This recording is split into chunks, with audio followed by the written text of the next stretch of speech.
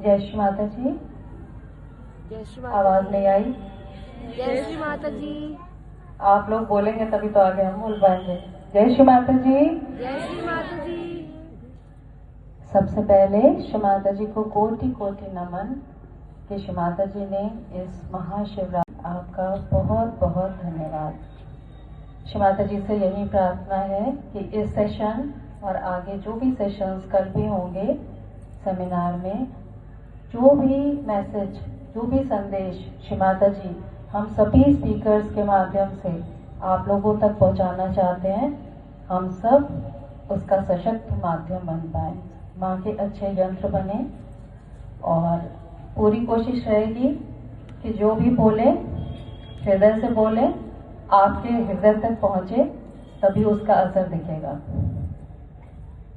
तो जैसा कि अभी बोला भैया ने, बाल शक्ति से रिलेटेड बात करनी है। और हम सभी जानते हैं कि बाल शक्ति श्री गणेश जी का स्वरूप होते हैं। तो सबसे पहले हम शुरुआत करेंगे श्री गणेश प्रेयर से, जो कि हमारी छोटी नन्ही मुन्नी बाल शक्ति रितान्या आपके सामने प्रस्तुत करेगी। जोरदार तालियों से पहले स्वागत करिए हमारी बाल शक्ति रितान्या का।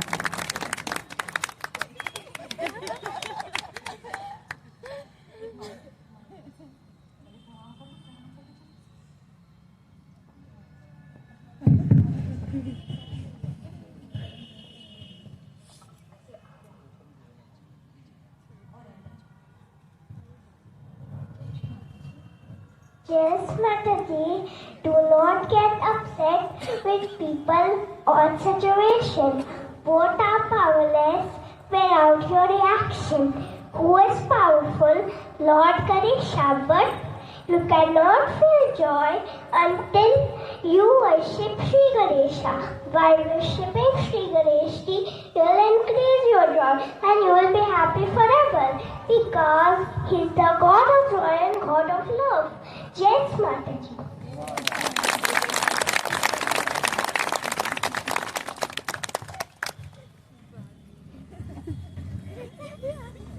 इतनी सुंदर सी श्री गणेशा प्रेयर के बाद अब हम श्री माता जी की अमृतवाणी सुनेंगे।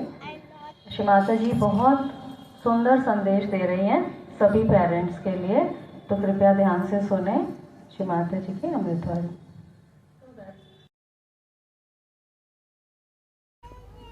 You must know that you should not try to over dote on them or to be over strict with them. Both things are wrong.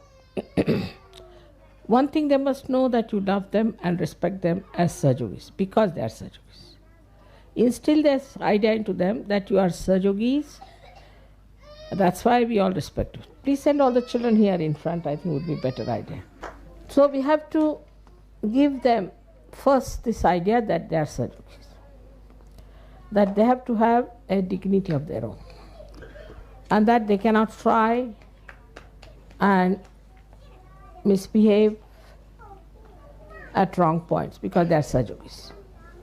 We must have a rapport, we must talk to them, we must establish their responsibilities, that you have to do great work, you have to give realization to people. When you'll grow, you'll have to do this, you'll have to do that, you'll have to go to far off countries, and you'll have to know this, you'll have to know that. All that once you tell the children, then they start developing their personality as Sahajogis, because they are born like that. But if you do not channelize them in proper this thing, because of the atmosphere, they might go into other directions. So we have a very good chance now to develop our children according to Sahajoga principles and imbibe those principles in them.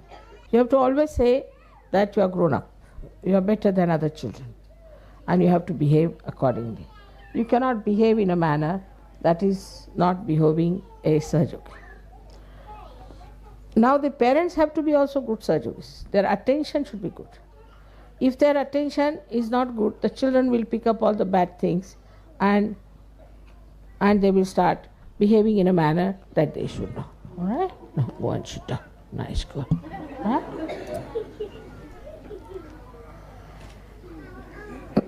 We should not try to control them on many things as we do in materialistic way. Why did you spoil the carpet? Why did you do that? This is not important. But if they are not respectful to my photograph, or if they are not all right for Sahaja Yoga, then what you have to do is to tell them that this is not proper, this you have to do. So the accent should be more on Sahaja Yoga than on something that is materialistic or something that is wrong. And also good manners must be taught to children. They must be taught how to concentrate on work and things like that. At the same time, you must know you are as a trust. You are not parents as normal people are, parents are, and possessive of your children. You shouldn't spoil them. By any chance, if you spoil them, you will be responsible for this all your life. You shouldn't spoil them. You shouldn't try to pamper them too much and tolerate their wrong things. If some Sahaja Yogi tries to correct another child, should never get angry with that Sahaja. On the contrary, you should be happy that your child is being corrected. That's one part of our family. We are one family. And in family, if somebody thinks that your child has done something wrong, please try that child is corrected and thank that man that he has pointed out. Sometimes before parents, the children behave very well. But then they start misbehaving. You understand? So you have to check your children. As others are telling you your child is doing like this, your child is doing like that, you have to check your children and tell them how to behave. But some people are extremely strict with their children. That's very bad. Heartlessness. You must look after their comfort. You must look after their food. You must know that they like this or like that, why they like it, what is their health, how they are behaving towards others. All these things you can watch. But do not try to be strict with them. Best thing is, if they do anything wrong, tell them that this time I forgive, next time you are not to do it. But sometimes is it required, or sometimes, very sometimes. If they are violent, nasty, because the other day there were two children, I don't know from where they learned, they brought 2 knives to put into somebody's stomach. Sahaja Yogis were sleeping. I mean, that's horrible. Then I said, you can little bit slap them or something, or punish them in a way that children understand that this is wrong. This we should not do. If you really try to pay attention to them, you will immediately know what are the problems of your child. Because you are also Sahaja Yogi, immediately you will know the chakras. Try to improve the chakras, try to pay attention to them. At an early age, it is very much required that you should look after your children. Till they are about 16 years, I think there should be a proper vigilant guidance to the children. But don't spoil your children, because tomorrow you will come and say that, mother, we don't know how our children are spoiled. I have had so many experiences like that. They must meditate every day, and they must get up at right time, sleep at right time, but be gentle with them. You have to be gentle, and they have to be gentle also. All kinds of things can be told to children to make them understand that they cannot be stupid. They cannot afford to be stupid. And this is what I feel all of you who have children now here, 150 children, and all the parents have to understand. It's very important. Also the people who are not yet parents or who are grown up, their children are grown up, must look after the children as their own. Because ours is one family. Whether you are in Australia or in England or in America, anywhere you may be, we are one family. And all our children are our responsibility. So all of us should look after them, and all of us should tell what's wrong with them, how to get them to proper ways. I would suggest that you should have a committee for discussing about small children. जय श्री माता जी। श्री माता जी ने बहुत ही महत्वपूर्ण बातें बताई, उसको अभी session के बीच में भी थोड़ा थोड़ा हम लोग डिस्कस करेंगे। सबसे पहले आज वो पंक्तियाँ बोलूँगी जो जनरली सेशन के अंत में बोलती हूँ कि ये बाल शक्ति हमारे वो अनमोल हीरे हैं जिनको अगर सही से तराशा जाए तो ये अपनी चमक से सारी दुनिया को जगमगा देंगे। तो इनको तराशने की जिम्मेदारी हमारी है। तराशने के लिए आखिर क्या करना है? सबसे पहली बात और महत्वपूर्ण बात ये है कि हमें ये नहीं भूलना है और हमेशा याद रखना है कि ये बच्चे हमारे नहीं, श्री माता जी के हैं। छोटी से छोटी प्रॉब्लम भी आ जाती है तो हम लोग परेशान हो जाते हैं बच्चों के लिए। बहुत सारे सहजी पेरेंट्स को देखा है मैंने, बहुत ज़रा सी बात पे परेशान होते हैं। ये बच्चे श्री माता जी के संरक्षण में हैं, क्यों भूल जाते हैं? तो जब वो आदि शक्ति के संरक्षण में है तो किस बात का टेंशन है? तो ये याद रखिए हमेशा, कुछ भी प्रॉब्लम आए बस एक बात माँ को बोल दिया, माँ ये बच्चा मेरा नहीं है, ये आपका है, आप देखो। फिर श्री माता जी आपको गाइड भी करेंगे, आपको पता चलेगा कि कैसे हैंडल करना है बच्चे को। और श्री माता जी तो प्रोटेक्ट कर ही रहे हैं हमेशा ही। तो संरक्षण कैसे मिलेगा? श्री माता जी के प्यार और ब्लेसिंग्स कैसे मिलेंगी? जब बच्चा रेगुलर नियमित रूप से ध्यान करेगा। ध्यान और जल क्रिया बहुत ज़रूरी है।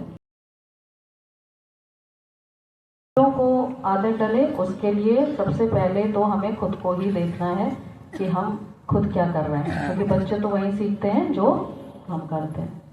तो अपना पहले तो अपनी स्टेट अच्छी रखिए, अपना ध्यान और जल क्रिया अच्छी रखिए, अपने चक्र और नाड़ियाँ क्लियर रखिए, तभी जो है वो बच्चे भी हमारे बहुत अच्छे से श्री माता जी के प्रोटेक्शन में रहते हैं। क्योंकि जब हम अच्छे से करेंगे तो उनको बताएंगे और उनका जब रेगुलर मेडिटेशन जल क्रिया चलेगा तो उन्हें श्री माता जी के प्यार और ब्लेसिंग्स हमेशा मिलती रहेंगी।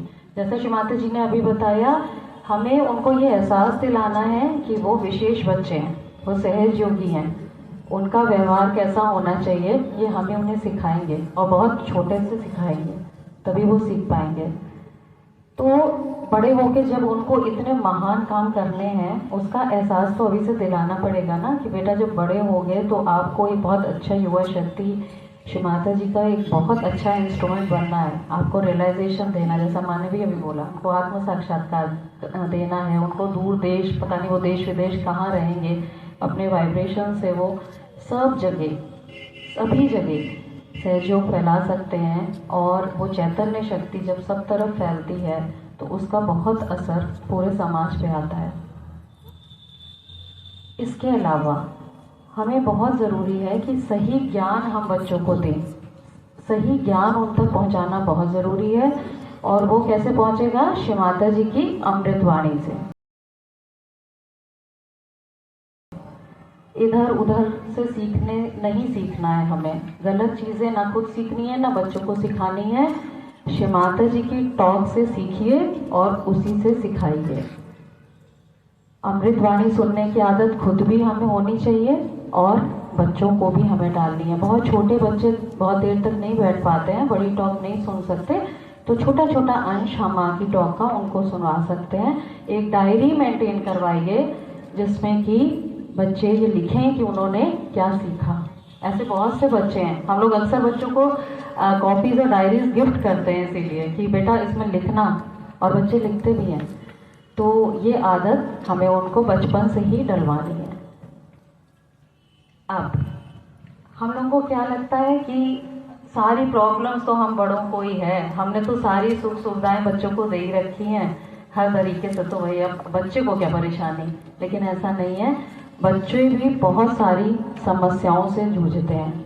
आज हम लोग कुछ शॉर्ट में वो समस्याओं के बारे में बात करेंगे, जिसमें से सबसे पहली समस्या है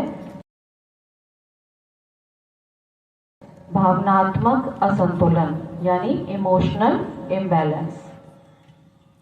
अक्सर हम देखते हैं कि कुछ भी कहने पे बच्चे बिगड़ जाते हैं। ऐसे बच्चे होते हैं, कुछ भी कहा बिगड़ गए, तुनक गए, और छोटी छोटी बात पे, बेकार की बात पे रो रहे हैं। बहुत गुस्सा आ रहा है, ज़रूरत से ज़्यादा गुस्सा बच्चों में, छोटे छोटे बच्चों में भी देखा जाता है। और डर बहुत लगता है कुछ बच्चों को। तो इस तरह की जो चीज़ें हैं ये सारी भावनात्मक असंतुलन इस प्रकार के बच्चे में हो सकते हैं।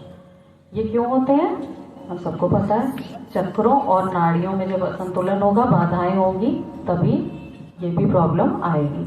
तो जो बहुत छोटे बच्चे होते हैं उनकी अपनी बाधाएं नहीं होती हैं, पहले भी कई बार बताया जा चुका है, आज फिर से बता रहे हैं। छोटे बच्चों का हमेशा प्रॉब्लम आता है उनके आसपास जिनके बीच वो रह रहे हैं, और स्पेशली मदर एंड फादर से भी। तो जो पेरेंट्स हैं वो जितना अपने चक्र और नाड़ियाँ क्लियर रखेंगे, वो जितना संतुलित रहेंगे, बच्चे भी उतना ही संतुलित रहेंगे। जैसे कि बहुत सारे पेरेंट्स आके बताते हैं कि हमारा बच्चा रोता बहुत है, बहुत ज़रा सी बात पे जो है बच्चा रोने लगता है। तो किसकी प्रॉब्लम है? लेफ्ट चैनल की। तो पेरेंट्स को क्या करना है, अपना लेफ्ट, अपनी ईड़ा नाड़ी, अपनी लेफ्ट चैनल को क्लियर करिए और देखिए आप खुद ही महसूस करेंगे कि बच्चे में जो है वो फर्क आना शुरू हो जाएगा। इसी तरह से कुछ बच्चे बहुत हाइपर एक्टिव होते हैं, छोटे छोटे बच्चे हैं, बैठेंगे ही नहीं, मतलब बच्चा है तो खेलेगा, ऑब्वियसली खेलेगा, लेकिन ज़रूरत से ज़्यादा जो है एक्टिव, मतलब हर टाइम दौड़ रहा है, बिल्कुल भी कुछ क्षण भी नहीं बैठ पाते बच्चे। तो क्या प्रॉब्लम है? राइट चैनल की, पिंगला नाड़ी की। आपको पेरेंट्स को या जो भी साथ में दादा दादी नाना नानी के साथ भी अगर बच्चा है तो उनको, अगर वो अपना राइट क्लियर करेंगे, राइट चैनल क्लियर करेंगे, तो बच्चा ठीक होगा। थोड़े बड़े हो जाते हैं तो घर से भी बाधा आ सकती है, और क्योंकि स्कूल जाने लगते हैं तो बाहर से भी आती है। तो यहाँ पर वही है कि बच्चा जो है अच्छे से ध्यान जल क्रिया करे। आप उसको ये बताइए कहाँ पर चक्रों और नाड़ियों में प्रॉब्लम है। पहले, सबसे पहले तो हमें खुद जानना बहुत ज़रूरी है। हमारी अपनी सेंसिटिविटी जब तक नहीं होगी तो हम बच्चे को कैसे बताएंगे। तो पहले तो अपने बारे में ही पता होना चाहिए कि हमें कहाँ प्रॉब्लम हो रही है, उसके बाद बच्चे को ये समझाइए और अच्छे से वो ध्यान करेगा, क्लियरेंस करेगा तो सही रहेगा। अब आते हैं दूसरी समस्या पे, नेक्स्ट स्लाइड। दूसरी समस्या जो है वो है बच्चों की एकेडमिक प्रेशर। बहुत ज़्यादा प्रॉब्लम है भाई, बहुत ज़्यादा, इतने ज़्यादा पेरेंट्स परेशान रहते हैं बच्चों की पढ़ाई को लेके। इवन हर पूजा में यही सुनने को मिलता है, बच्चों के टेस्ट है, बच्चों के एग्ज़ाम है, हम कैसे पहुँचे हैं, नहीं हो पाएगा, अब मैनेज ही नहीं कर सकते। मतलब इतना ज़्यादा प्रेशर बच्चों पे तो जो है ही है, पेरेंट्स पर भी बहुत ही ज़्यादा है, और बहुत ज़्यादा लाद रखा है अपने ऊपर। तो सबसे पहले तो बच्चों की बात करें कि बच्चे जो हैं ये पढ़ाई का इतना ज़्यादा उनके ऊपर बर्डन है, तो उसकी वजह से उन्हें स्ट्रेस, एंजाइटी, डिप्रेशन, बहुत सारी प्रॉब्लम्स इस तरह की जो है वो देखने को मिल रही हैं। हर टाइम बच्चा परेशान है, और बहुत सारे बच्चे ये सब समस्या से जूझ रहे हैं। इनको हर टाइम स्ट्रेस और ये सारी प्रॉब्लम्स जो हैं वो मिल रही हैं। अब होता क्या है कि बच्चे के अगर थोड़े से भी मार्क्स कम आए या ग्रेड्स अच्छे नहीं आए तो पेरेंट्स अच्छे से सुना देंगे बच्चों को, और अगर नहीं भी सुनाएंगे तो खुद ऐसा टेंशन में रहेंगे कि बच्चा बेचारा आपको देख कर ही टेंशन में आ जाएगा। तो क्या है कि उससे और बच्चे में दबाव पड़ता है। तो कम से कम बच्चा जो है अपनी क्षमता अनुसार मेहनत करे, लापरवाही नहीं करनी चाहिए बच्चे को पढ़ाई के लिए। लेकिन अगर उसके बाद भी थोड़ा, ज़रूरी तो नहीं है ना कि हर टाइम बच्चा फर्स्ट सेकंड थर्ड ही आएगा। अगर बच्चे के ग्रेड जो है थोड़े नहीं भी अच्छे हैं या मार्क्स कम भी हैं तो इतना परेशान होने की ज़रूरत नहीं है, और बच्चे पे दबाव मत डालिए, क्योंकि बच्चे बहुत ज़्यादा, बच्चे कई बार ये बताते नहीं हैं लेकिन अंदर अंदर बहुत परेशान होते हैं, तो जिसकी वजह से उन्हें बहुत सारी और हेल्थ प्रॉब्लम्स भी हो सकती हैं। इसके अलावा ये है कि सब्जेक्ट्स, ये एक बहुत मेजर इशू होता है कि पेरेंट्स कई बार बहुत प्रेशराइज करते हैं बच्चों को सब्जेक्ट्स, पर्टिकुलर सब्जेक्ट चूज करने के लिए। तो ऐसा कृपया ना करें, क्योंकि बच्चे का जिस चीज़ में इंटरेस्ट है, ठीक है, हम देखिए उनको गाइड करना हमारी जिम्मेदारी है, बच्चों को पढ़ाई में, करियर में गाइड करना हमारी जिम्मेदारी है। लेकिन इस बात का भी ध्यान रखिए कि अगर बच्चे का बिल्कुल भी उसमें इंटरेस्ट नहीं है तो ज़बरदस्ती मत करिए। आपके प्रेशर में आके बच्चा वो सब्जेक्ट्स अगर ले भी लेगा तो मन से पढ़ाई नहीं करेगा, और आगे चल के जब उसकी जॉब लगेगी या जो उसका करियर होगा तो क्योंकि उसके मन का नहीं होगा तो वो क्या कभी खुश रह पाएगा? और अल्टीमेटली हम क्या चाहते हैं, हमारे बच्चे खुश रहें, तो फिर क्यों ही उनको प्रेशराइज करना है। थोड़ा सा प्यार से बात करिए और उस समस्या का समाधान निकालिए कि अगर आप जो चाहते हैं और बच्चा जो चाहता है उसमें डिफरेंस है तो उसका सोल्यूशन निकल सकता है। तो इस बात को ध्यान में रखते हुए कि बच्चे को किस चीज़ में इंटरेस्ट है, आखिर उसकी खुशी भी क्या है।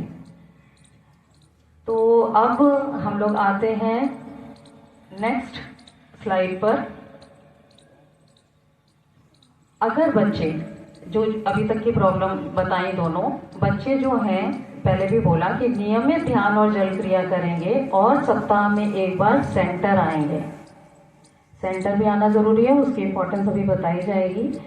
तो क्या क्या मेन एडवांटेजेस बच्चे को मिलेंगी, ठीक है। सबसे पहला, उसका तनाव और डर एकदम खत्म हो जाता है, क्योंकि वो संतुलन में रहेगा। जब संतुलन में रहेगा तो उसको एग्जाम्स का उतना डर नहीं होगा या असफलता की उतनी चिंता नहीं होगी। इसके अलावा बच्चे में एकाग्रता बढ़ती है, उसका कंसंट्रेशन इम्प्रूव होता है। और हम सभी जानते हैं, जो भी बच्चा वो काम करेगा ना, जब अच्छा अच्छे से ध्यान करता है और एकाग्रता जब उसकी धीरे धीरे बढ़ती जाती है तो वो बहुत फोकस्ड रहता है। जो भी कार्य करता है मन से करता है। हम सभी को पता है कि हमारा चित्त स्वादिष्ठान चक्र से कंट्रोल होता है और उसमें भी सबसे इम्पोर्टेंट रोल लिवर का होता है। लिवर,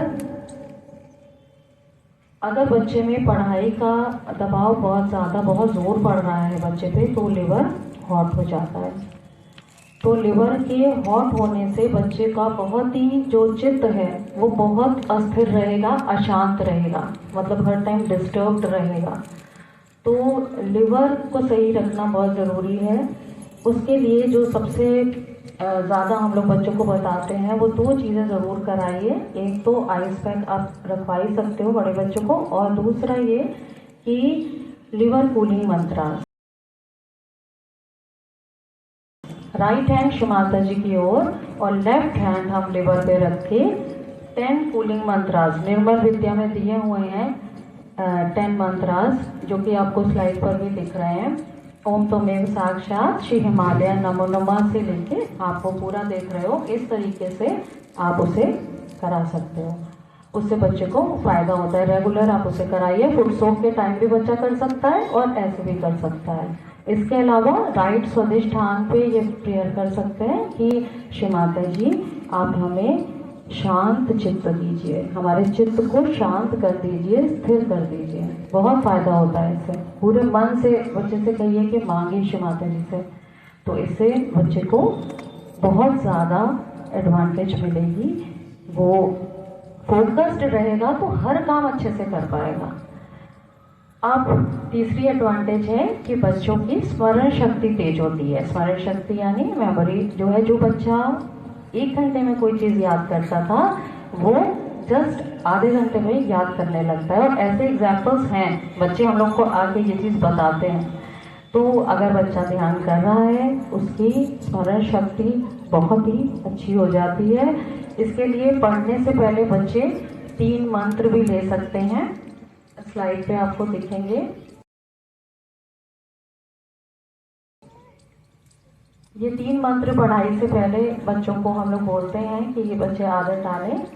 इनको अगर लेंगे, ऐसी कोई कंडीशनिंग नहीं होनी चाहिए, लेकिन अगर लेंगे तो उनको फायदा होगा। ओम त्वमेव साक्षात या देवी सर्वभूतेषु स्मृति रूपेण संस्थिता नमस्तस्यै नमस्तस्यै नमस्तस्यै नमो नमः। और इसका अर्थ भी आप बच्चे को बता सकते हैं। वह देवी जो हर जगह स्मृति रूप में विद्यमान है, या शांति रूपेण या फिर विद्या रूपेण, 3 मंत्र हैं तो उनका वही मीनिंग है। उन देवी को प्रणाम है, प्रणाम है, प्रणाम है, बारंबार प्रणाम है। तो कोई भी मंत्र बच्चे को सिखाइए तो उसका मीनिंग एटलीस्ट बच्चे को बताइए। और जब भी ये मंत्र बच्चे लें तो ये भावना होनी चाहिए कि मन में यही भावना हो कि श्री माता जी हम जो भी पढ़ाई करें वो हमें स्मरण रहे, हम जो भी सीखें पूरे मन से अच्छे से समझ के सीखें, और जो भी पढ़ें या सीखें उसको हम अच्छे से शांति से सीख पाएँ। हमारी जो पढ़ाई है वो संतुलन में हो और पूर्ण शांति में हो। तो ये थी स्मरण शक्ति की बात। इसके बाद हम आते हैं नेक्स्ट, जो फ़ायदा बहुत ज़्यादा बच्चों को मिलता है वो है कि उनकी हेल्थ अच्छी हो जाती है। पेरेंट्स बहुत परेशान रहते हैं बच्चों की हेल्थ को लेके।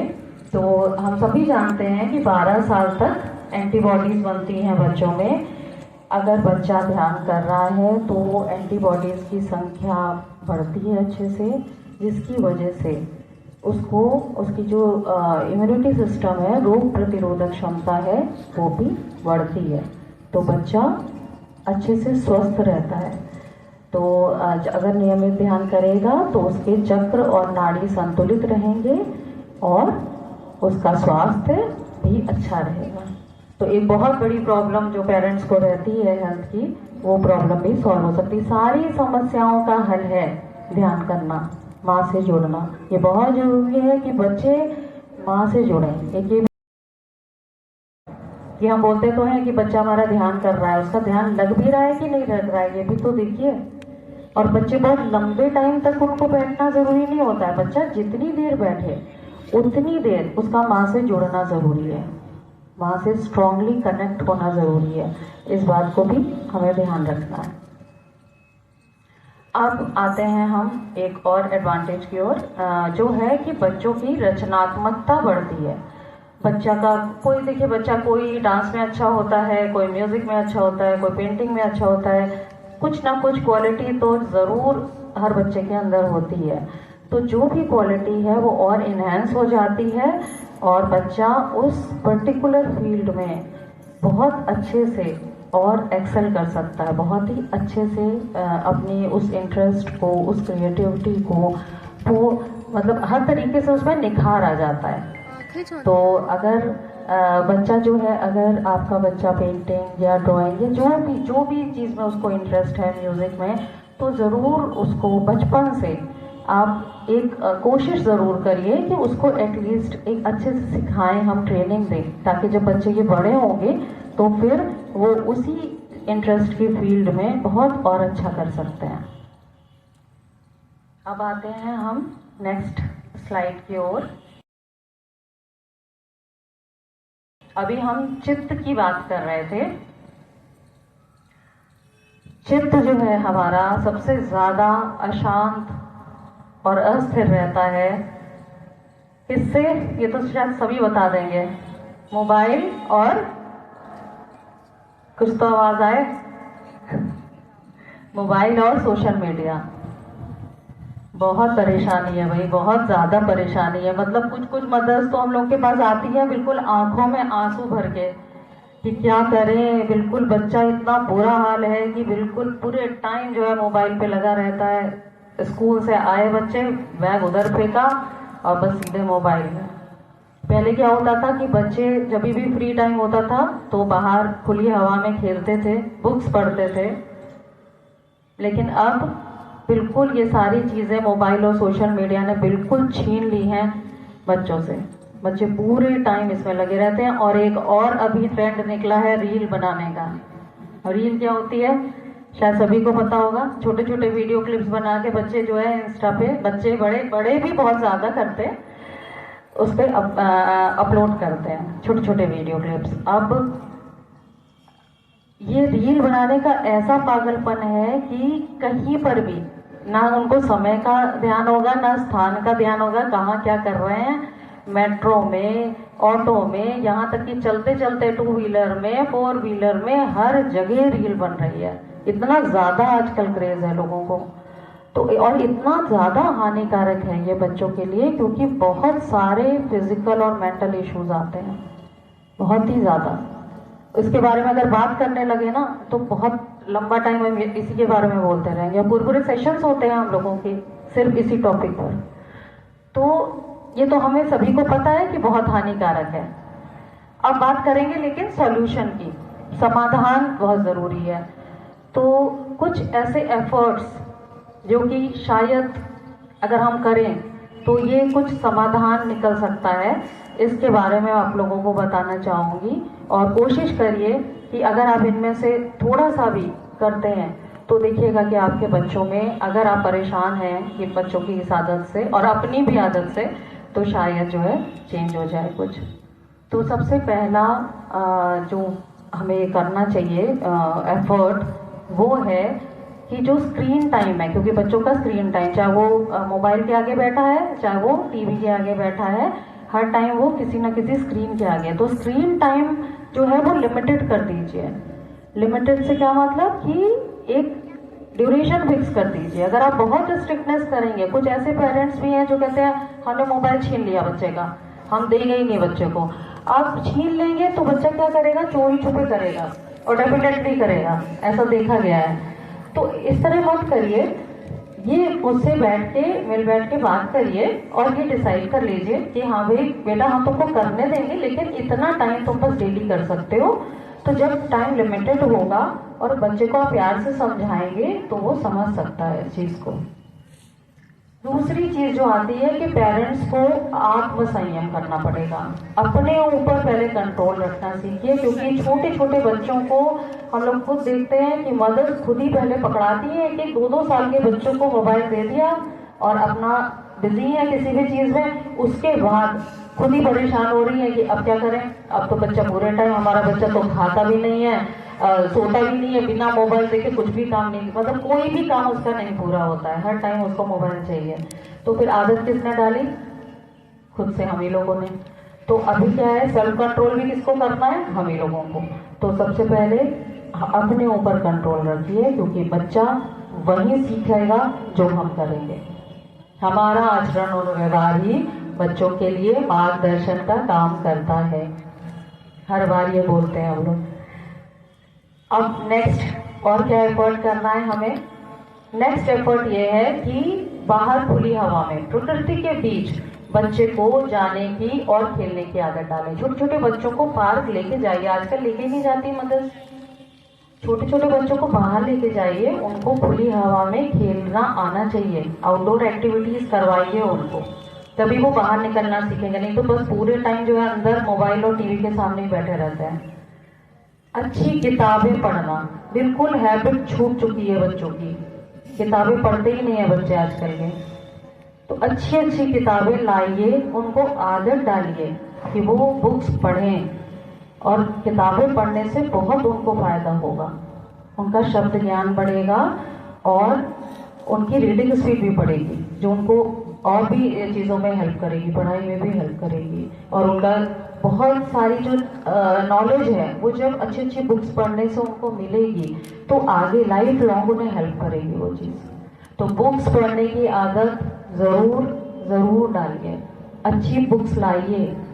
कहीं भी बुक फेयर लग रहा है तो लेके जाइए बच्चे को, वहाँ पे कुछ तो उसको अच्छा दिखेगा ना। अच्छी अच्छी किताबें जो हैं वो उनको खरीदवाइए। आजकल जनरली सभी सिटीज़ में जो है वो बुक फेयर लगते हैं, लेकिन पेरेंट्स को टाइम निकाल के जाना पड़ेगा।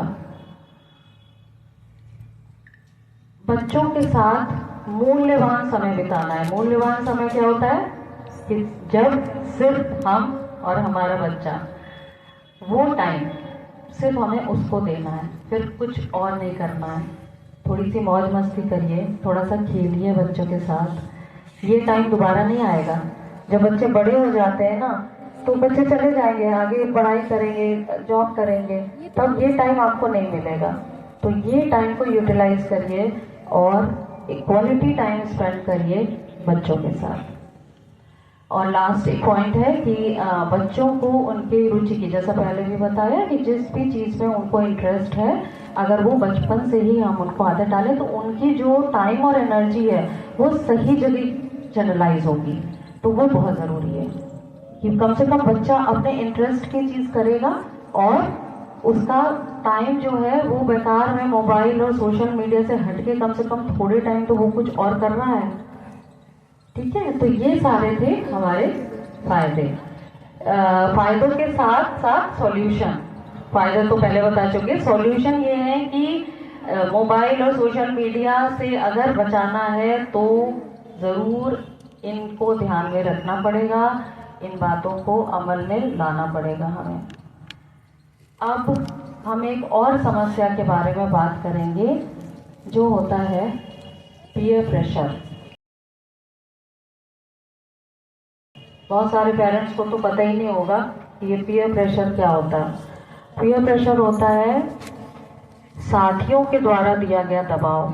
बहुत सारे बच्चे ये प्रॉब्लम फेस करते हैं। आप कभी अगर बच्चों के साथ बैठकर बात करें तो शायद अगर बच्चा आपसे शेयर करता हो तो बताएगा कि बहुत सारे बच्चों को बेकार में, जैसे फॉर एग्जाम्पल चलो क्लास बंक करते हैं, ऐसा बोल रहे हैं उनके साथी, और बच्चे का मन नहीं भी है तो भी वो कि अगर मैंने नहीं किया तो मैं अकेला रह जाऊंगा, इस डर से वो उनकी बात मान लेता है। तो ये गलत है।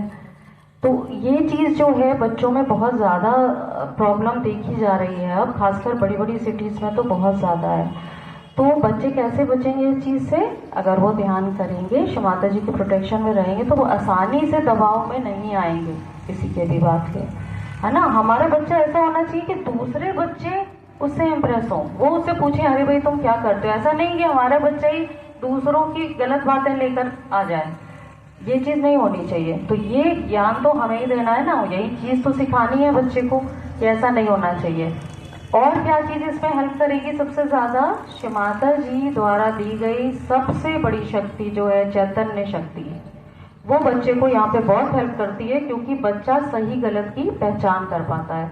लेकिन वो शक्ति तब हेल्प करेगी जब बच्चे को सही तरीके से उसका प्रयोग करना आएगा। चैतन्य का प्रयोग करना हमें खुद भी आना चाहिए कि हम कैसे वाइब्रेशंस चेक करें, और हमें बच्चों को भी सिखाना चाहिए। तो ये बच्चा जो है वो सही गलत जान पाएगा, गलत संगत से बचेगा। बहुत सारे पेरेंट्स परेशान होते हैं कि हमारा बच्चा कहीं गलत संगत में ना पड़ जाए। तो ये जो शक्ति है कि खुद ही उसको एहसास दिलाती कि उसको वाइब्रेशन से पता चल जाएगा। लेकिन ये सेंसिटिविटी, जैसा कि मैंने पहले भी बोला, आपके खुद के अंदर भी आनी चाहिए पहले, तभी हम बच्चे को सिखा पाएंगे। तो चैतन्य का प्रयोग उसको हमेशा लाइफ लॉन्ग बहुत हेल्प करेगा हर एक चीज में। अब हम आते हैं एक बहुत इम्पोर्टेंट पॉइंट पे, बच्चों का संबंध माता पिता के साथ। बहुत बार ऐसा देखा गया, देखिए प्यार तो हम करते ही हैं अपने बच्चे से, ऐसा तो कोई भी माता पिता नहीं होगा जो बच्चों से प्यार नहीं करता है। लेकिन अक्सर ये देखा जाता है कि जो बॉन्डिंग है ना, वो कहीं ना कहीं कुछ तो गड़बड़ है, मतलब वो कहीं कुछ दूरी रह जाती है। उतना स्ट्रॉन्ग बॉन्डिंग जो है उसकी कमी रह जाती है बच्चों में और माता पिता में। तो इस बात का ध्यान जरूर रखिए कि आपका संबंध आपके बच्चों के साथ ऐसा होना चाहिए कि वो आपसे अपनी बातें शेयर कर सकें। ऐसा ना हो कि जैसा माँ ने बोला कि अति प्यार से बिगाड़ना भी नहीं है। ऐसा भी नहीं है कि भाई इतना ज़्यादा प्यार दे दिया कि बच्चा बिगड़ गया, स्पॉइल कर दिया उसको पूरी तरह से, फिर बाद में रो रहा है, ऐसे भी नहीं। लेकिन इतना भी कठोर नहीं होना है कि बच्चा आपसे इतना डरे कि भाई कुछ शेयर ही ना कर पाए। अभी बहुत सारे इंसिडेंट होते हैं, रिसेंटली हुआ है कि एक बच्चा था, कोई इतनी बड़ी गलती भी नहीं थी, लेकिन इतना डर जाते हैं बच्चे आंखों में आंसू भर के कि नहीं आंटी प्लीज मम्मी को मत बताइएगा। मैं कहा क्यों बेटा? नहीं नहीं मम्मी बहुत गुस्सा होगी, आंटी मम्मी बहुत गुस्सा होगी। तो इतना डर है, आप ये बताइए अगर वो गलती कर रहा है और फिर वो डर रहा है आपसे बताने में, तो ये भी तो चांसेस है कि वो और ज्यादा मुसीबत में पड़ जाएगा। बच्चों को ये एहसास होना चाहिए कि हम कितनी भी बड़ी मुसीबत में हो, अगर हमारे माता पिता से हम शेयर करेंगे तो हमारे पेरेंट्स हमको उस मुसीबत से बाहर निकालेंगे। ये विश्वास बच्चे में होना चाहिए। तो ऐसा रिलेशन हमें अपने बच्चों के साथ रखना है। और एक चीज़ और है, प्यार तो हम करते हैं, लेकिन कुछ पेरेंट्स ये सोचते हैं अरे वो तो करते ही हैं, वो तो ऑब्वियस है, इसमें जताना क्या है। प्यार जताना भी आना चाहिए। बच्चे को थोड़ा तो कभी प्यार भी दिखाओ कि हाँ भाई बेटा हम आपको बहुत प्यार करते हैं।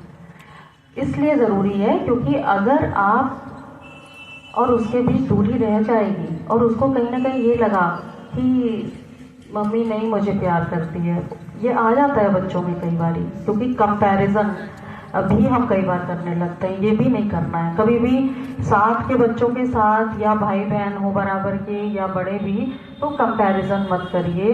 ये भी एक रीज़न होता है कि बच्चे में ये फीलिंग आने लगती है कि हमारे पेरेंट्स हमें प्यार करते भी हैं कि नहीं करते हैं।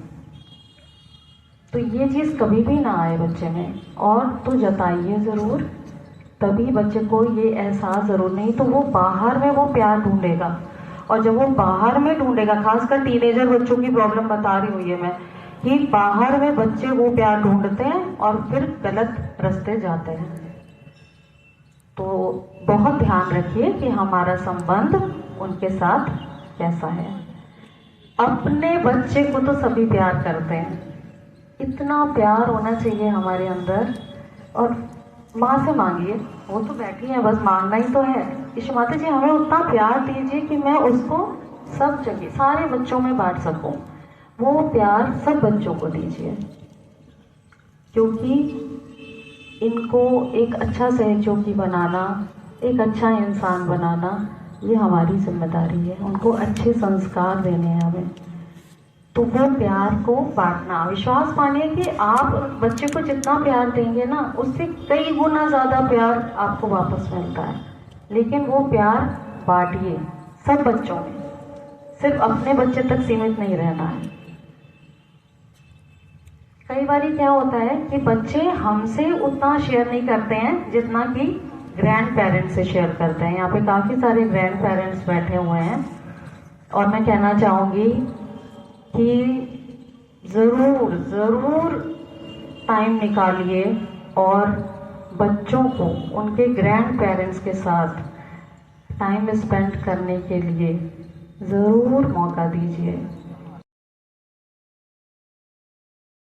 आजकल की लाइफ बहुत बिजी है, बहुत सारे पेरेंट्स वर्किंग हैं, अक्सर पेरेंट्स के पास उतना टाइम नहीं होता है। लेकिन ग्रैंड पेरेंट्स के बीच अगर बच्चे रहते हैं तो बहुत सारे अनुभव से, उनके अनुभव से बच्चे बहुत अच्छी अच्छी चीज़ें सीख सकते हैं। उनका प्यार और आशीर्वाद और जो ज्ञान ग्रैंड पेरेंट्स से मिलता है वो उनको लाइफ लॉन्ग हेल्प करता है, क्योंकि ग्रैंड पेरेंट्स का अनुभव हमसे कहीं अधिक है। उन्होंने हमें पाला पोसा है।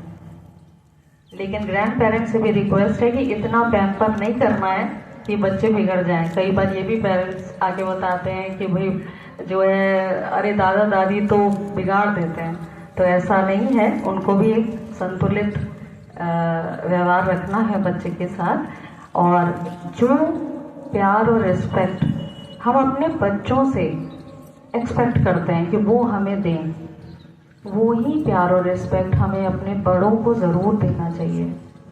ज़रूर टाइम निकालें अपने बड़ों के लिए, इसलिए क्योंकि कल को जब हम भी बड़े हो जाएंगे तो शायद फिर हमारे बच्चों के पास हमारे लिए टाइम नहीं होगा, और तब हमें एहसास होगा कि हमने अपने बड़ों को कितना टाइम दिया।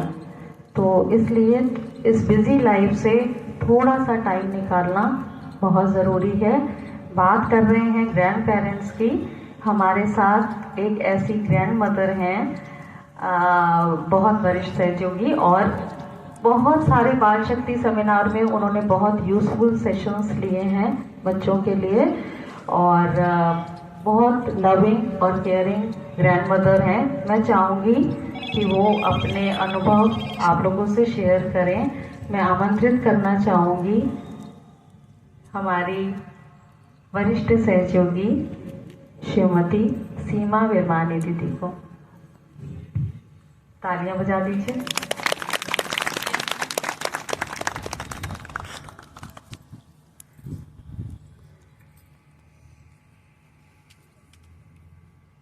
सर्वप्रथम श्री माता जी को हृदय से कोटि कोटि नमन, और उनसे प्रार्थना करेंगे, श्री माता जी हमें अपना सुंदर माध्यम बना लीजिए।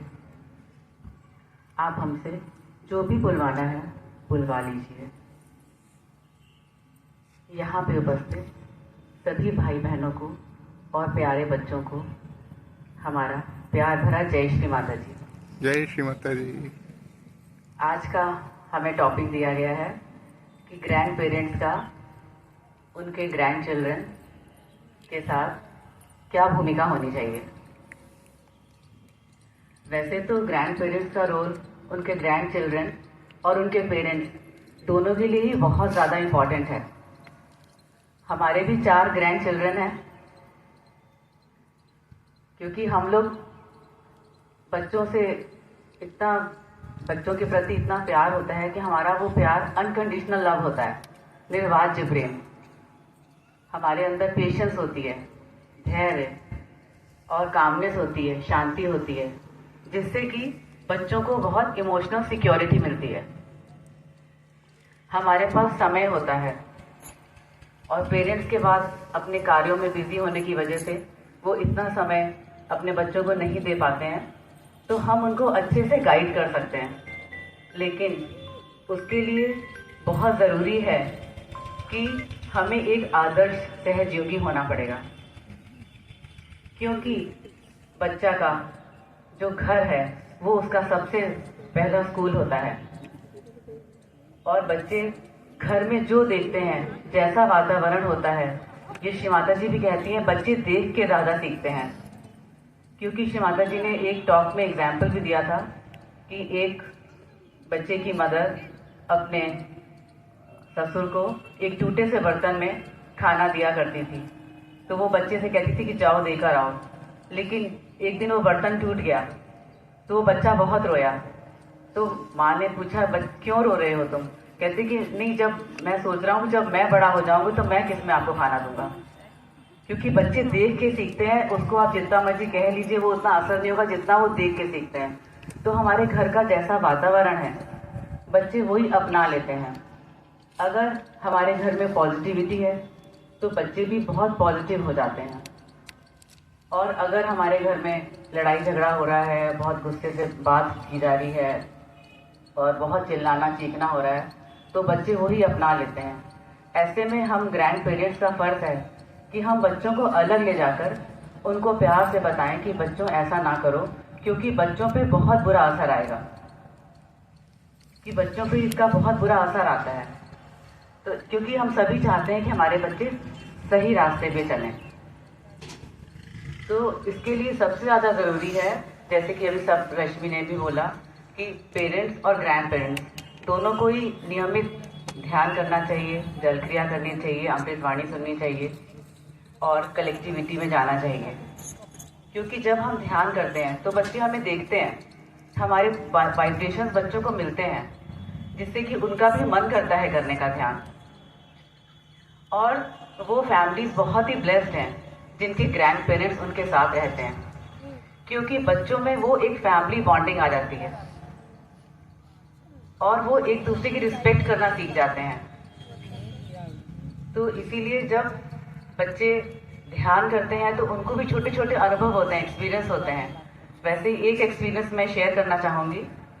मेरी ग्रैंड डॉटर की तबीयत खराब हो गई, गुड़गांव में रहती हैं वो, तो उसको थोड़ा फीवर हो गया। तो उसका फ़ोन आया मेरे पास, मैं लखनऊ में थी, कि दादी मेरे ऊपर वर्किंग कर दीजिए। तो वो अपने गुड़गांव में अपने ऑल्टर के आगे बैठ गई श्री माता जी के, और इधर हम लखनऊ में अपने ऑल्टर पे बैठ गए और वीडियो कॉलिंग पे मैंने उसकी वर्किंग करना शुरू कर दिया। कैंडलिंग भी करी मैंने उसकी, श्री माता जी से प्रार्थना करके। और उसके बाद वो एकदम से बोली, दादी बहुत ठंडा ठंडा आ रहा है हाथों में, और धीरे धीरे वो बिल्कुल ठीक हो गई। तो ये छोटे छोटे अनुभव, एक्सपीरियंस, तो बच्चों का फेथ और डेवलप हो जाता है इससे। तो इसीलिए हमें बच्चों को समय देना चाहिए। और सोशल मीडिया का तो आपने अभी सुन ही लिया रश्मि जी से, तो क्योंकि हमारे पास समय होता है तो हम बच्चों के साथ गेम्स खेल सकते हैं, उनके साथ बुक्स रीड कर सकते हैं, जिससे कि वो मोबाइल से थोड़ा सा दूर रहेंगे।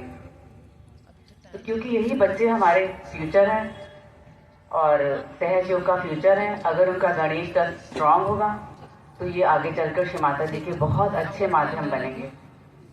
तो बच्चों, आप लोग सब प्रॉमिस करिए कि आप लोग सुबह शाम ध्यान करेंगे, जल क्रिया करेंगे और श्री माता जी के अच्छे इंस्ट्रूमेंट बनेंगे।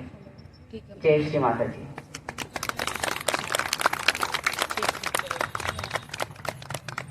जय श्री माता जी। अब मैं आमंत्रित करूंगी उनको जिनका बहुत प्यार और सहयोग हमेशा बाल शक्ति टीम को मिलता है। जोरदार तालियों से स्वागत है सोनाली दीदी का। सोनाली दीदी आए और कुछ महत्वपूर्ण बातें आप लोगों से शेयर करेंगी और बाल शक्ति केंद्र की उपयोगिता के बारे में भी बताएंगी कि बच्चों को क्यों बाल शक्ति सेंटर आना ज़रूरी है, आखिर क्या बेनिफिट्स होते हैं और इसके अलावा कुछ और इम्पोर्टेंट प्रोटोकॉल्स और बातें। जय श्री माता जी। सभी को जय श्री माता जी। सर्वप्रथम परम पूज्य श्री माता जी को हृदय से धन्यवाद, उन्होंने यहाँ बुलाया और ये सरप्राइज सेशन रश्मि ने दिया। वो हमेशा सरप्राइज देती है, दीदी ये कर लो। तो थैंक यू श्री माता जी, एक बार फिर आपने अपना माध्यम चुना है। तो आपसे हृदय से प्रार्थना है, जैसा आप चाहती हैं वैसा बुलवा लीजिए। काफ़ी सारे सेशंस में, इस सेशन में काफ़ी सारी बातें ऑलरेडी बता दी जा चुकी हैं और मुझे जो बोलना है, जो इस वक्त हृदय में आ रहा है कि हर सेंटर में एक बाल शक्ति का अलग से सेंटर होना चाहिए, उसके कोऑर्डिनेटर्स होने चाहिए जो आप युवा शक्ति को बना सकते हैं। और उससे क्या होगा कि आपके बच्चे उसी समय पे अलग से बैठकर ध्यान, उनकी गेम्स, उनके कुछ स्किट, उनका कुछ प्रोग्राम, उनके कुछ एक्सरसाइजेस, वो सारी चीज़ें अलग से होती रहेगी और आप अच्छे से बैठकर निश्चिंत होकर ध्यान धारणा में जा पाएंगे। अन्यथा आपका चित्त आपके बच्चे पे रहता है और वो 1 घंटा आपका ऐसे ही चला जाता है जैसे घर पे होता है, और वो ध्यान का जो आनंद है, श्री माता जी के साथ जो हम ध्यान के माध्यम से रूबरू होते हैं, वो आप चूक जाते हैं। इसलिए प्रत्येक राज्य के राज्य समन्वयक अपने जिला समन्वयकों से बात करके वहाँ पर जिला कोऑर्डिनेटर्स बाल शक्ति के बनाएं और बाल शक्ति के अलग से सेंटर्स करवाएं, तो उनकी जो सेपरेट क्रिएटिविटी है वो खुल कर आए। जैसे लखनऊ वगैरह का जो हम देखते हैं, और नेशनल बाल शक्ति की जो टीम है ऑल इंडिया की, उसमें जब व्हाट्सएप में चीज़ें आती हैं तो दिखता है कि जहाँ जहाँ पर सेपरेट सेंटर्स बच्चों के लगते हैं वहाँ वहाँ पर डेवलपमेंट हो रहा है। और इन्हीं युवा शक्तियों से कहकर, इन्हीं के माध्यम से आप स्कूल्स वगैरह में, प्राइमरी स्कूल्स, मॉन्टेसरी स्कूल्स, और इन स्कूलों में आप कार्यक्रम करवा सकते हैं और फिर वहाँ से बच्चे सेंटर तक, बच्चे और बच्चे के साथ उनके माता पिता भी आते हैं। माता पिता के पीटीएम्स होते हैं, उन पीटीएम्स में भी आप अगर परमिशन ले लेते हैं तो उसके माध्यम से भी आप पेरेंट्स तक सहयोग ले जाने का माध्यम बन सकते हैं। तो ये ज़रूर करके देखिए, कोशिश करके देखिए। श्री माता जी हर रास्ता खोल के रखती, बस हमारी इच्छा होनी चाहिए और आगे बढ़ना चाहिए। बाकी जो भी बाधाएं हैं वो निकल जाती हैं। कुछ चीज़ें और हैं जैसे प्रोटोकॉल्स बोलते हैं। प्रोटोकॉल्स यूजुअली तो हम ड्रेसिंग सेंस पर ही बात करते हैं ज़्यादातर जो है। हमने ऐसा देखा है, पेरेंट्स बहुत एक्टिव है, बहुत अच्छे से पूजा में, सेमिनार में, सेशन में तैयार होके आते हैं और बच्चे बरमुडा में चले आते हैं या लोअर में चले आते हैं, टी शर्ट में चले आते हैं। बच्चों की तरफ ध्यान नहीं रहता। बच्चों को अच्छे से तैयार करके लाना चाहिए। बच्चों को बचपन से ही जो ड्रेसिंग सेंस है वो डालने की आदत आप ही कर सकते हैं। आपने कभी फॉरेनर बच्चों को देखा होगा तो वो कुर्ता पजामा, धोती कुर्ता या फिर साड़ी जो आजकल मिलती है बच्चों की बनी हुई वो पहनना, या लहंगा, इस तरह के कपड़े हमेशा पहनाते हैं। चोटी गुथी हुई रहती है, बच्चों को इतना अलर्ट रहते हैं कि पूजा शुरू होने से पहले चोटी डालना चालू कर देते हैं, क्योंकि वो उनको बचपन से ही सिखाया गया रहता है, उनकी पेरेंट्स सिखाते हैं। तो आपको भी अपने बच्चों को ये करना है। हर पूजा आपको मालूम है साल की 11 पूजा होती है, उसके हिसाब से आप अपने बच्चे के लिए ड्रेस जरूर रख लें, धीरे धीरे करके बना के रख लें। हर बार हर पूजा में उसे अच्छे से तैयार करें। आप तैयार होइए, ऐसा नहीं है कि आप भी मत होइए। श्री माता जी के सामने आप जिस स्वरूप में आके बैठते हैं वही जिंदगी आपको मिलती है। तो ऐसी सो के उठ के आएंगे तो ऐसी जिंदगी मिलेगी, है ना। तो जितने अच्छे से आप तैयार होके आते हैं, बिंदी लगा के आते हैं, उससे भी वैसा करवाएं, वैसा तैयार करके लेकर आए पूजा में।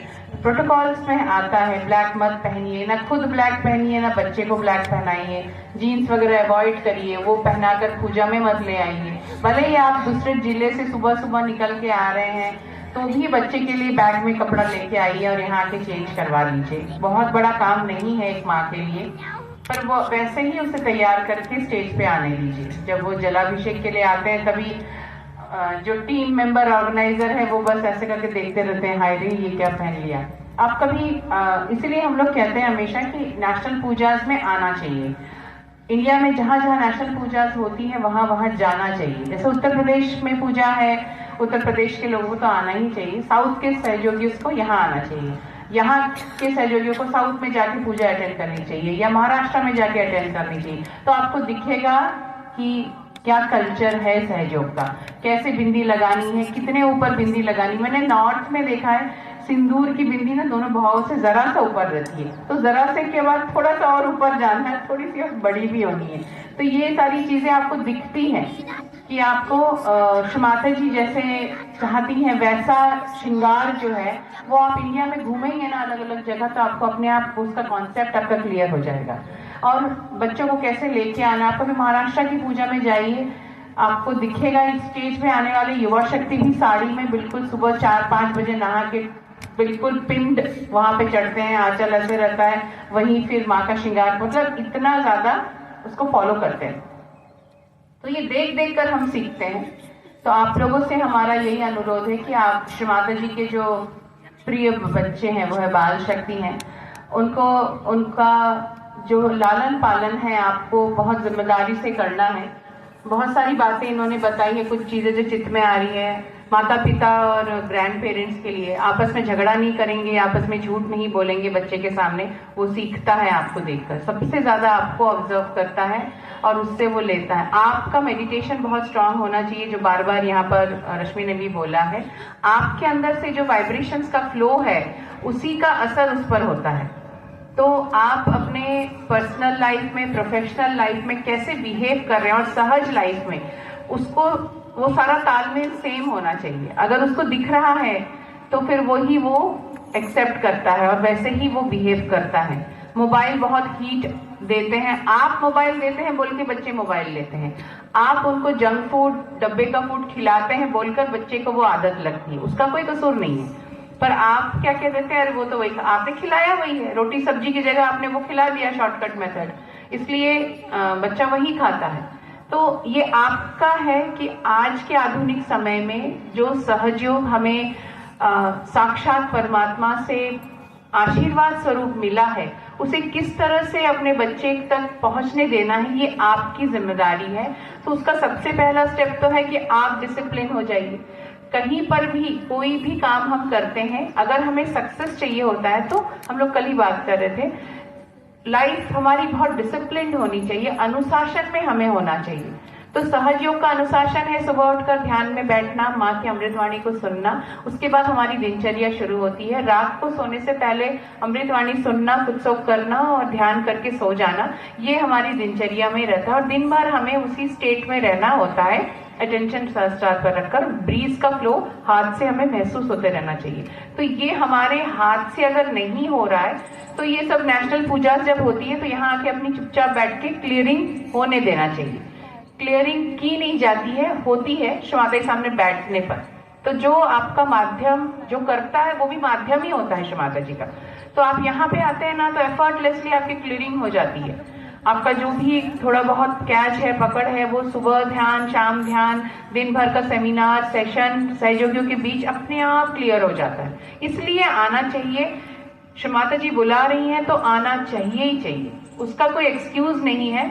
अगर आप आते हैं तो आपका वह चक्र बहुत शक्तिशाली होता है। तो जैसे आपका हो जाएगा शिव पूजा से हृदय चक्र, वैसे आपके बच्चे का भी हो जाता है। ठीक है, तो कुल मिलाकर ड्रेसिंग सेंस इस बार कम से कम हम शिव पूजा में देखें कि सभी अपने बच्चों को अच्छे से तैयार करके यहाँ पर लेकर आए और स्लीवलेस ना पहनाएं, सिंथेटिक कपड़ा ना पहनाएं, कॉटन हो, सिल्क हो, इसका ध्यान रखें, जॉर्जेट ना पहनाएं। ऐसी चीजें आपको ध्यान रखनी। कपड़े खरीदते वक्त भी वाइब्रेशंस आते हैं, तो छूते ही अगर चैतन्य है वो आपके बच्चे के लिए है। मतलब कुल मिलाकर सारा काम चैतन्य का रहेगा। अगर आपके हाथ से बहता है तो आप खुद भी बहुत अच्छे सेल्फ डिसिप्लिन कपड़े, अच्छे कपड़े पहनेंगे, जैसे श्रीमाता जी चाहती हैं वैसे ही आप अपने बच्चों को भी कराएंगे। आई थिंक ऐसे तो बहुत सारी बातें हैं जो हम लोग और देते रहेंगे और श्रीमाता जी की अमृतवाणियों से पता चलता है। तो माँ को बहुत हृदय से धन्यवाद कि श्री माता जी ने ऐसा हम लोगों को दिया है। और आप लोग बहुत सौभाग्यशाली है कि आपके बच्चे हैं जिनको आप आज बाल शक्ति के रूप में देख रहे हैं। यहाँ पे आज बच्चे सुबह यहाँ डांस कर रहे थे। तो थैंक यू श्री माता जी। जय श्री माता जी।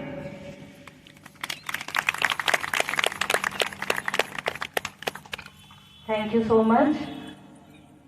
बहुत सारी इम्पोर्टेंट बातें बताई सोनाली दीदी और सीमा दीदी दोनों के लिए एक बार और जोरदार तालियां। अब इस सेशन को आज के लिए हम लोग यहीं पे विराम देंगे। श्री माता जी से हृदय से प्रार्थना, सब लोग थोड़ी देर के लिए कुछ क्षण के लिए आंखें बंद कर लें, पूर्ण हृदय से प्रार्थना करें। श्री माता जी हमको भी और हमारे इन बच्चों पर भी आपका प्यार और आशीर्वाद और आपका संरक्षण हमेशा हमेशा बनाए रखिए। श्री माता जी ये बच्चे बहुत अच्छे युवा शक्ति और आपके बहुत अच्छे यंत्र बने। श्री माता जी हमें वो आशीर्वाद दीजिए कि हम सब आपका सपना पूरा कर सकें।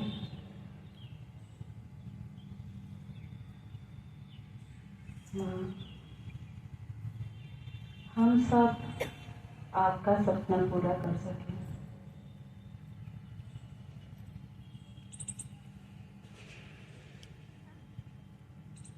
संपूर्ण विश्व में विश्व निर्मल धर्म की स्थापना हो।